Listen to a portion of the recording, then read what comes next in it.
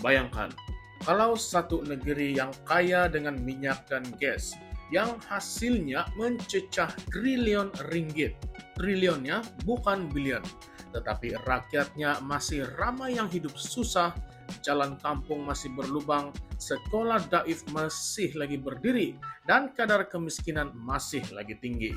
Logik atau tidak? Inilah yang sedang berlaku di Sarawak dan kini muncul cadangan untuk tubuhkan satu Suruhanjaya Siasatan Diraja ataupun RCI bagi membongkar apa yang sebenarnya berlaku dengan duit hasil minyak negeri itu. Persoalannya, siapa yang patut disiasat? Petronas sahajakah? Ataupun pemimpin Sarawak juga? Mari kita ulas sebab isu ini bukan sekadar tentang duit tetapi juga tentang kuasa, pengaruh dan siapa sebenarnya yang mengaut keuntungan di sebalik nama rakyat. Salam sejahtera semua dan selamat datang sekali lagi ke channel ini Current Sphere MY.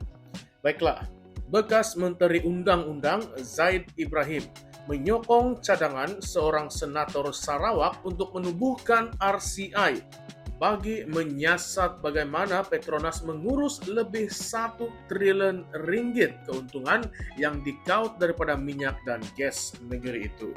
Tetapi Zaid tidak berhenti setakat itu. Beliau berkata, kalau mau adil, RCI bukan sekadar perlu teliti Petronas, tetapi juga kepimpinan Sarawak sendiri.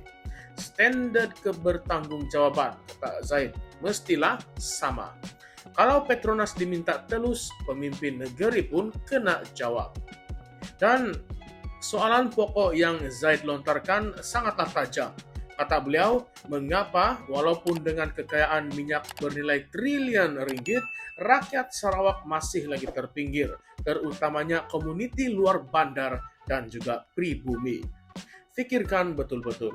Berpuluh tahun hasil minyak mengalir keluar, berbilion peruntukan dihantar ke Sarawak untuk sekolah, jalan, klinik, tetapi audit tetap mendedahkan kebocoran yang besar. Nah, disinilah pendedahan mula menjadi pedas. Zaid merujuk kepada zaman pemerintahan Allahyarham Taib Mahmud yang memegang kuasa terlalu lama. Katanya banyak kontrak jatuh ke tangan segelintir syarikat yang rapat dengan ahli politik. Industri balak dan kelapa sawit pun sama, berbilion-bilion ringgit hasilnya. Tetapi pemilik tanah adat melihat hutan mereka dirampas dan kehidupan mereka tetap miskin. Jadi apakah sebenarnya yang sudah berubah? Atau hanya baju baru dengan isi yang sama? Kita juga kena sentuh isu Petros, syarikat minyak milik negeri Sarawak. Zaid tanya, siapa yang menyemak Petros? Mengapa butiran kontraknya tidak telus? Siapa yang sebenarnya untung daripada proyek tenaga baru? Rakyat biasa ataupun hanya elit politik dan kroni mereka? Nah, soalan-soalan macam ini kalau tidak dijawab, ia akan terus menimbulkan syak wasangka bahwa sistem hanya berputar untuk mereka yang berada di atas. Senator Robert Lau pula dalam perbahasan rancangan Malaysia ke-13 baru-baru ini membangkitkan lagi satu kenyataan yang panas. Katanya, orang selalu kata Petronas ini angsa emas negara, tetapi hakikatnya angsa sebenar ialah Sarawak. Petronas cuma mengutip telur emasnya sahaja. Kenapa? Sebab sejak 1970-an lagi, Petroleum Sarawak menyelamatkan ekonomi negara apabila harga biji timah dan getah jatuh pada masa itu. Ekspor petroleum masa itu melonjak hampir 29% setiap tahun. Tapi apa yang Sarawak dapat? Ekonominya masih antara yang paling perlahan berkembang di Malaysia. Dari tahun 2016 hinggalah tahun 2020, kadar pertumbuhan KDNK Sarawak hanyalah 0,9% setahun. Bayangkan, negeri kaya sumber tetapi berkembang macam kura-kura. Lau juga mempersoalkan satu lagi isu yang besar. Mengapa gas asli dari Sarawak diekspor keluar tetapi gas dari Terengganu disimpan untuk merancangkan industri domestik. Ketidakseimbangan ini menyebabkan Sarawak hilang peluang penting untuk menjadi negeri perindustrian, memperbaiki infrastrukturnya, dan menaikkan taraf hidup rakyatnya. Ironinya, Sarawak sudah beri begitu banyak pada negara, tetapi masih lagi sedikit ketinggalan dalam banyak aspek pembangunan. Kalau kita tengok berita baru, ketegangan antara Sarawak dan Petronas semakin memuncak. Pada Mei tahun 2025 tahun ini, Petronas Carigali dituduh beroperasi tanpa lesen di terminal minyak mentah Miri. Sarawak memberikan notis 21 hari untuk dapatkan lesen ataupun hadap penalti. Bayangkan, syarikat gergasi negara boleh kena tuduh tidak patuh undang-undang negeri. Pada masa yang sama, Perdana Menteri Anwar Ibrahim cuba sejukkan keadaan. Beliau berkata yang isu boleh diselesaikan tanpa membawa ke mahkamah. Tetapi pada bulan Ogos 2025, kes Petronas dengan Petros tetap dibawa ke mahkamah, walaupun akhirnya ditangguh sebulan lagi bagi membolehkan rundingan luar mahkamah diteruskan. Isu utamanya, hak pemprosesan dan pengagihan gas. Nampakkah betapa rapuhnya hubungan antara pusat dan negeri kalau isu duit dan hasil bumi disentuh. Jadi disinilah muncul persoalan besar. Kalau RCI ditubuhkan, siapa yang benar-benar akan kena soal? Adakah Petronas yang sudah menjadi kambing hitam atau juga pemimpin Sarawak yang sejak dulu pegang kuasa, kawal kontrak dan didakwa membiarkan kebocoran berlaku? Kalau benar RCI hanya fokus pada Petronas, adakah itu cukup adil?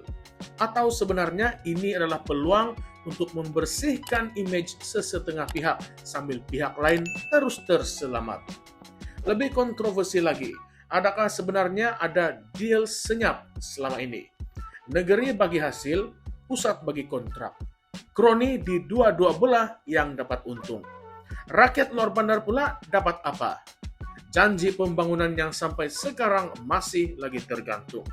Apabila Anwar sendiri kata yang isu ini boleh selesai secara baik, adakah itu bermaksud GPS sebagai sekutu kerajaan sekarang dapat layanan istimewa sebab kerajaan pusat tidak mampu bergaduh dengan Sarawak?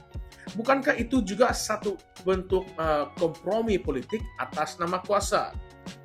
Dan persoalan yang paling tajam, kalau benar Petronas perlu disiasat karena kurang telus, kenapa Petros yang baru lahir pun nampaknya ikut jejak yang sama?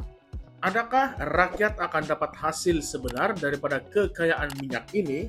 Atau ia sekadar bertukar nama daripada satu entiti ke entiti yang lain, tetapi kuasa tetap dalam genggaman segelintir orang yang sama? Dan sekarang saya ingin tanya kamu semua, kalau RCI ini betul-betul ditubuhkan, siapa sebenarnya patut disoal siasat dulu? Petronas, pemimpin Sarawak, ataupun kerajaan pusat yang sejak dulu kawal hasil minyak bawah Akta Pembangunan Petroleum 1974? Atau alang-alanglah semuanya sekali patut disiasat? Sebab kalau hanya satu pihak saja yang kena, nampak sangat itu bukan soal keadilan, tetapi soal siapa yang lebih kuat pegang kuasa. Jadi apakah pendapat kamu semua kawan-kawan? Adakah RCI ini betul-betul akan menjadi jalan untuk bongkar kebenaran atau sekadar jadi drama politik yang akhirnya senyap begitu saja? Kamu rasa siapa yang paling takut kalau RCI ini betul-betul berlaku? Kalau kamu mau jawaban yang lebih dalam, tunggu perbincangan kita yang seterusnya. Tapi sementara itu, komen dan pandangan Anda diperlukan sekarang. Kamu rasa siapa yang paling patut disiasat? Nah, baiklah kawan-kawan, jangan lupa untuk tekan like dan share video ini sebab lebih ramai yang patut tahu cerita sebenar di sebalik kekayaan minyak Sarawak. Dan yang paling penting, subscribe ke channel ini sebab kita akan terus bongkar isu-isu yang mungkin orang lain tidak berani sentuh. Ingat, ini bukan sekadar cerita minyak. Ini adalah cerita siapa yang berkuasa, siapa yang kaya, dan siapa yang terus terpinggir.